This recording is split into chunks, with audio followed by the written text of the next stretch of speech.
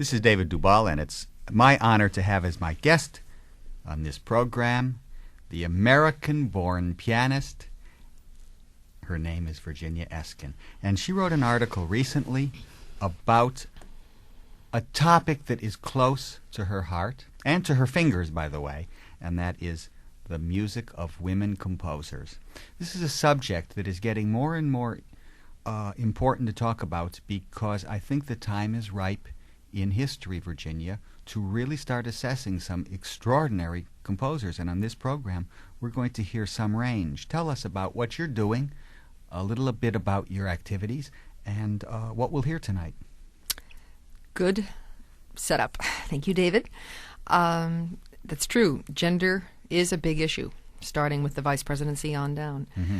And your point is well taken, that it's something worth scrutinizing, something worth really looking into, and women's achievement across the board is something that needs to be readdressed. And in an area like composition, it's never been addressed. So it is up to people of the media, areas like the technology of recordings, publishing. You and I don't know anything about women composers, as here we are musicians, because there are no books, there are no records, until the last couple of years, really. Yes. And I don't know why that is. I just have my own theories that neglect is something that it's probably a bottom line of financial economics issue. There hasn't been a great market, and historians have been able to sort of sweep over women composers because it hasn't kept coming up. If you go to a library and there are 50 books on Bach, it's much simpler to look at another chapter of Bach's life. To get involved with Anne Boleyn is sort of, it's tricky. And I know myself, I have applied for grants, and next year I would like to go to Germany and perhaps to London and really look into Nannerl Mozart's life, for instance. With all this interest in Amadeus and Wolfgang, why not her? We know she composed. We know Victor Hugo's daughter composed.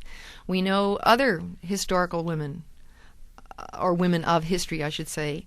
And then that sort of makes me think of Fanny Mendelssohn. People used to say, the poor dear, she was busy running that household. What we're now really learning is that there are over 500 compositions. There probably are 1,000. A friend of mine, just a woman friend named Vicky Sirota, lives in Boston. Her husband's a composer and a teacher on the faculty at BU. On her own penny, has been going to Germany over the last 10 years, doing this very hard research. And she brings back all these wonderful treasures and shares them with me. And I've gotten involved, as you know, with this small record company in Boston. And in Northeastern. a way that, It's a very fine and wonderful company, and they concentrate on repertoire that really is so exciting. We play it very, very much in the records. I know. We feel very much sort of, not in your debt, but it's sort of like modern patronage. I have my Medici equivalent. Sure. The man there has given me not an unlimited budget, but because of the kind of reception we've been getting in the press and on airplay, the records keep coming out, and we got a nice mention in yesterday's Times, in fact, on wonderful. Our foot record, Schoenberg wrap-up. This is very important because it shows to the president of the university that we are taken seriously, and that there's a definite need. So tell me, and that's what has to happen. Until you can't argue about a product until the product's on the market, and the product of women composers has been hearsay. Virginia Eskin, tell me what has been put out on Northeastern. Specifically of women composers? Of women composers. The four American women record that I did, the Beach record with Dana Fortunato and Joe Silverstein. There'll be another Foot Beach disc of piano suites coming out. There's a very comprehensive Fanny Mendelssohn record with her organ prelude that she composed for her own wedding. SATB songs without words for solo pianos, and Lieder. And two of these are going to be done today with that's wonderful. The nice Ellen Kazis. Ellen Kazis is my assistant, and it's characteristic of you that you heard that she was a singer as you were passing through here to I heard her tra-la-laing in the hall. Yes, and you were writing an article for Keynote, which is actually published this month, about women composers, and it's a fine article, and I hope that everyone subscribes to Keynote to Be get nice this. if we won a Pulitzer. Yes, and you will. But what was so wonderful is that Ellen was walking down the hall, and you heard her, so to speak, hum, and you said to Ellen Kazis, "Oh, do you sing?" And she said, "Oh, of course. I just got my master's degree from Juilliard and so forth." I didn't believe her, and then Yeah. lo and behold, it seemed like a richness that we should cash in on. And you just came out of the WNCN studios. That's right. And recorded. Laid down the very touching little Anne Boleyn song, Yes. which was given to me years ago. I've never actually done it with a singer. It was exciting to hear her part. I am always singing it and playing it myself. It's a beautiful little canon. I don't know that she was writing it literally when she was waiting to be beheaded. That's sort of the legend that goes with it. And the words are very sad. Let's hear. You're at the piano in this, Right. right? In a live performance that was just done in our studio. And Ellen Kazis, soprano, who is my assistant here at WNCN and a wonderful performer. And you will hear this canon by Anne Boleyn. Premiere. A premiere. Right. WNCN world premiere, radio premiere, everything possible.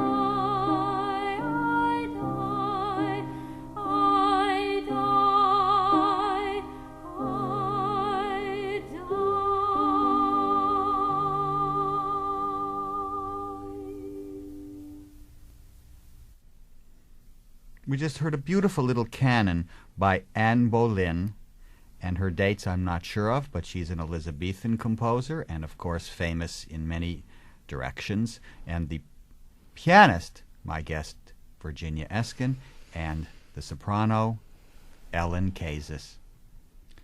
You have written an article for Keynote, Virginia, on women composers. Yes, sir. And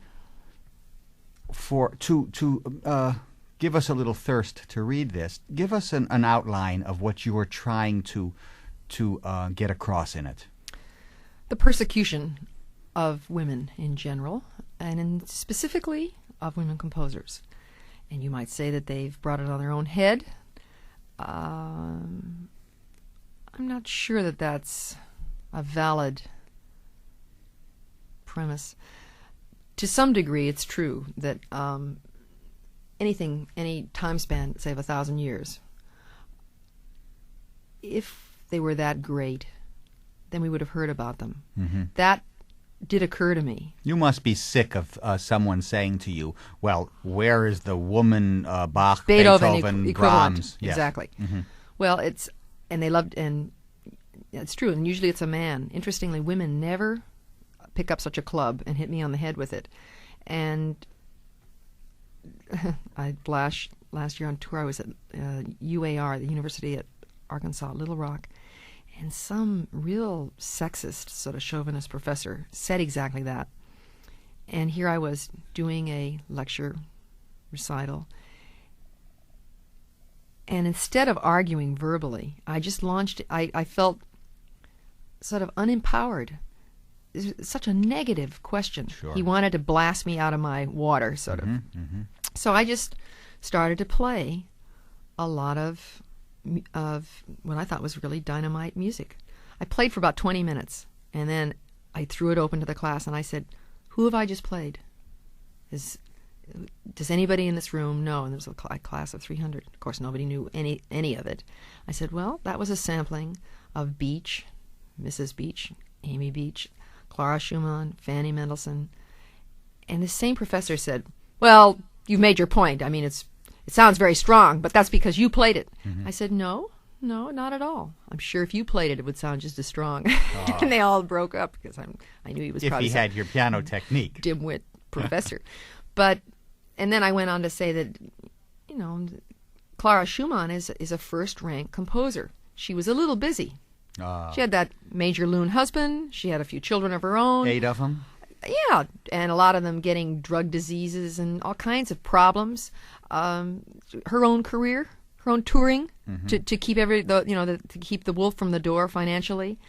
Brahms upstairs, with whatever he had on his mind that day, and you go a little nuts yourself. And the servants, and yet she didn't. No, she it lived was one of the greatest careers. That's right. In the history of the piano. And she was also a helpmeet. She was at one time friendly with Liszt, and actually sort of not a champion exactly, but she came to regard him as a sort of mountebank and a charlatan. But she was a fine, complete woman. Yes. In the greatest sense that a woman can embrace many. And I guess a lot of women composers have brought their own sort of anonymity upon themselves, because there's a limit to how much you can do anything in life. Creativity serves its own end. Well, we spoke of Fanny Mendelssohn, and she's going to be the composer next. Right. That you just played with in the studio, and this is more and more becoming an extraordinary figure. In fact, you were playing me some of the Song Without Words, and they seem to be more emotional than the more milky kind of romanticism of her brother Felix. And you're telling me that many, many songs are being rediscovered. It would be wonderful if all of a sudden we find Fanny Mendelssohn eclipsing Felix Mendelssohn. You wicked boy. No, the thing that I get excited about is to think, and I got this fact from Vicky, the sort of the world authority. Somebody's going to have to go and really look at all the manuscript, because is it possible that some of his Songs Without Words are actually hers? I'm sure. Yeah, Some well, of you have them two are. people in a household with a lot of music and a lot of manuscript lying around on the floor. We do know that after she died, so suddenly he rushed back, and as a gesture to her, because the mother had been begging for it for years, very quickly published some of her pieces. He just gathered up what was sort of on the floor at the time, and it's all kind of scrambled in. It might be Opus 4, Opus 8. There's no real definitive chronology at this point. And you know the famous letter where he's with Queen Victoria and Albert. Exactly, and plays one of hers and lets that little fact slip by. Uh-huh. I know. I put that on this album. It's a beautiful little one in D-flat major. But, one shouldn't berate Felix, because he was... I don't think it was cruel and unusual punishment. He adored his sister. Yes, he did. Everything was run past her. He had great admiration for her musical mind. It's just that it wasn't the done thing for her to be published. And that's an important point. This was really a taboo for a woman to be and then a composer. On up into modern days. Amy Beach was sort of forbidden to tour because actresses and women of a lower class went on the road. And I know myself, I deplore touring today. It's a difficult thing to make a career in any age, and I think that we have turned the corner. Let's make that point, that with somebody like Ellen Swillick getting the Pulitzer Prize, it's very exciting. And our Northeastern Records, brought out her first record. We're very, very proud of that. Her first record since that prize. Well, I want to tell you something about Ellen Swillick, who was the most charming woman. When she got the Pulitzer Prize, she called me to tell me she got it, although I had read it in the New York Times, and she just wanted to tell me it was through me, and I'm not, blowing my own horn here, but she was so charming to do this, to say that her first performance on radio had been of her work is at this station. Yes, at this station. Well, it's WNCN. very dear and typical of her to not lose sight of Yes, the timeline. a wonderful woman. Well, I don't think we'll have that kind of massive, broad-scale neglect ever again. No, never again. And it's great to be, it's sort of like a reclamation project. I feel like an archaeologist sometimes, digging around in libraries, and I have lots of friends who do it, and it's a kind of a movement thing now, where people bring back treasures and give them to you to play. And we're going to hear two of Fanny Mendelssohn's songs. And, they were just recorded here very few minutes ago by you at the piano and Ellen Kazis, soprano. And I want to say something about Ellen. She got her bachelor's of music from Tufts and master's degree from Juilliard, and she studied there with a well-known teacher, Orrin Brown, and she had solo performances with the Boston Pops. And she sang with the Juilliard Philharmonic and Chorus under Richard Westenberg and Alice Tully Hall. And I hope that she does many, many more things. Let's now listen to Ellen Kazis, soprano, in two songs by Fanny Mendelssohn, Mein Nacht and Ferne. The pianist, Virginia Eskin.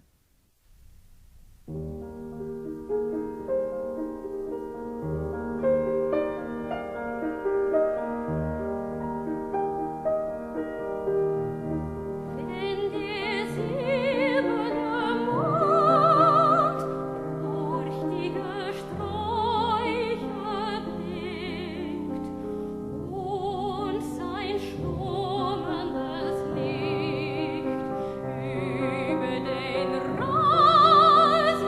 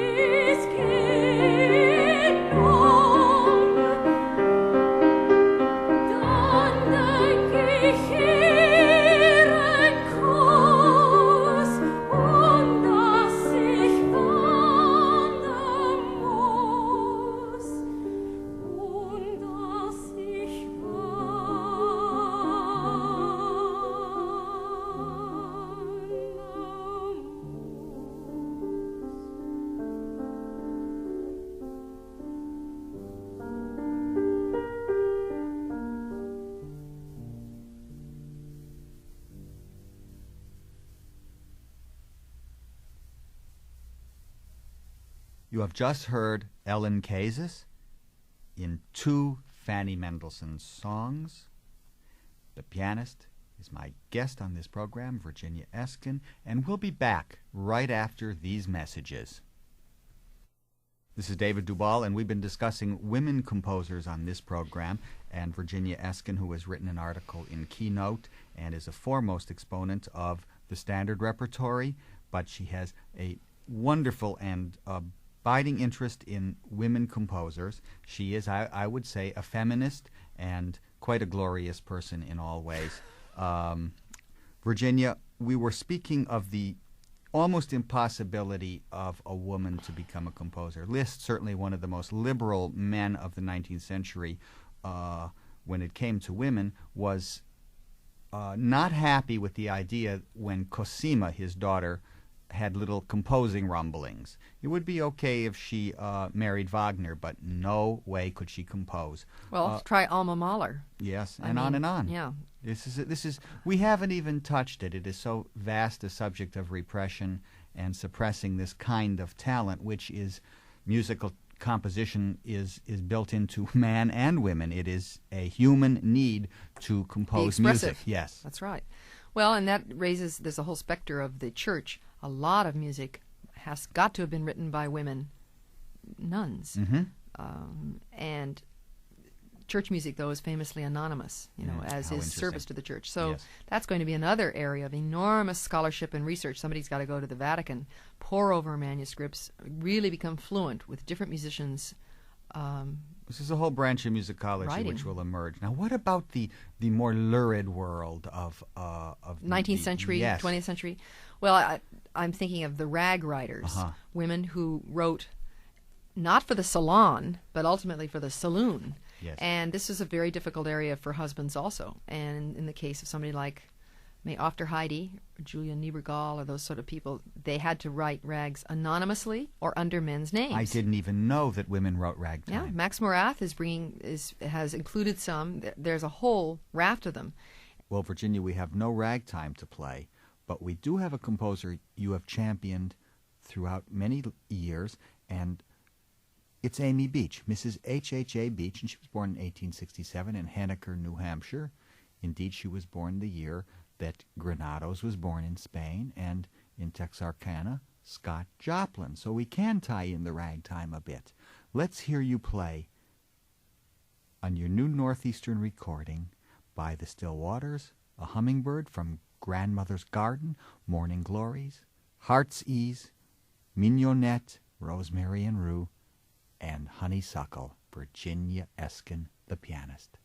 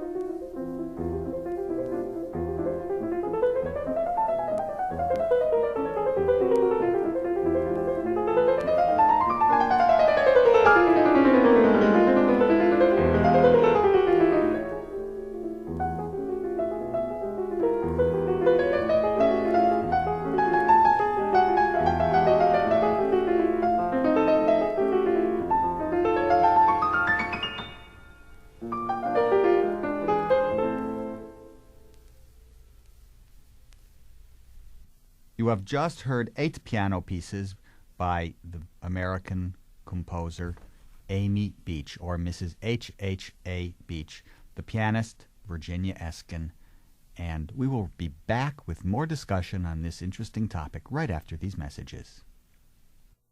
This is David Dubal, and my guest is Virginia Eskin, who has been writing about women composers. Indeed, this month you can read in Keynote magazine, WNCN's own magazine, about her ideas on women composers, why they never really became eminent, and so forth. And, of course, much of it is this economic thing we talked about earlier.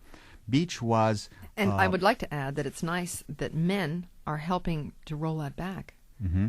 Women are sort of intrinsically shy. I mean, a lot of people would say they are, but you know, they would call me on that. But you're a man. Sedgwick Clark, the editor of Keynote magazine, is a man, and that should be said at this time. That men today... Are men starting to play the music? I know I've played Beach's music, and Baker Grandal and Pasejewicz. Mm-hmm. That's an extraordinary Polish composer. Right. And a big oeuvre, too. Mm-hmm. Enormous chamber music selections. You have recorded on this album alone from the Beach, you have recorded Marion Bauer, who is an extraordinarily sensitive composer. These from the New Hampshire woods are quite beautiful. And the Ruth Crawford preludes. We put together an interesting violin record with Arnold Steinhardt, which will be coming out, of the Marion Bauer Viola Sonata, the Taya Fair Violin Sonata. So men are starting to play the music. Yes. Good.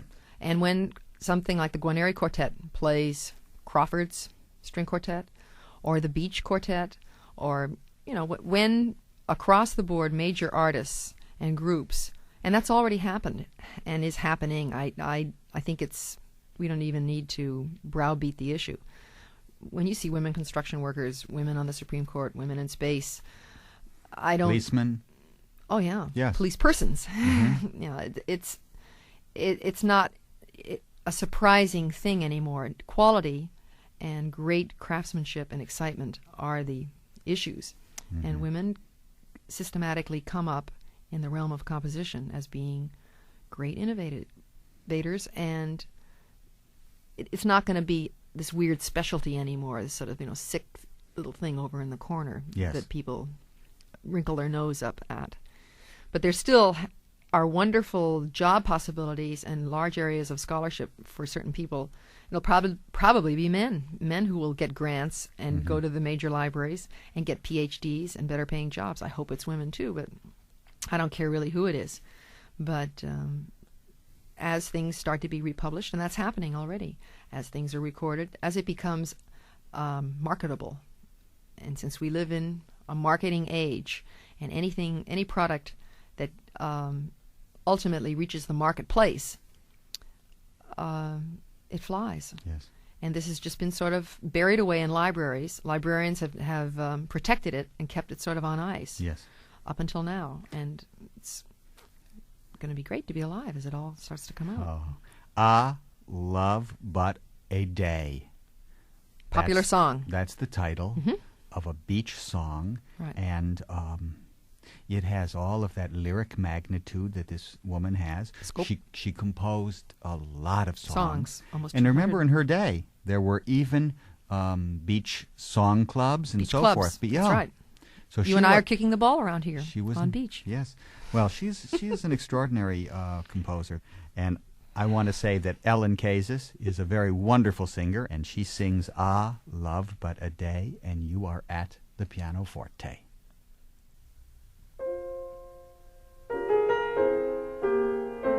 Love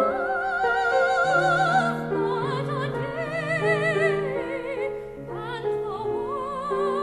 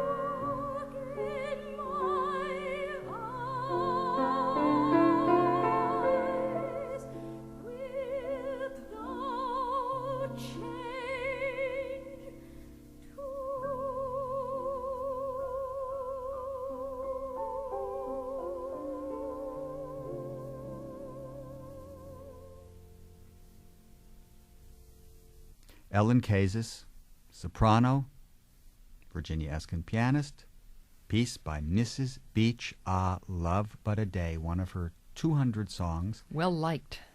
It was a well-liked song. It was Yes. a fine performance we just heard. A live performance, done within minutes. I think that's By so live wonderful. people. Yes, by real people. Valse Amoureuse is the next work by Mrs. Beach. We have just, of course, touched upon this fantastic literature, not only of her, but of women composers. This is not recorded. This is something you just played on our piano here. Let's hear you, Virginia Eskin, in this waltz of Amy Beach.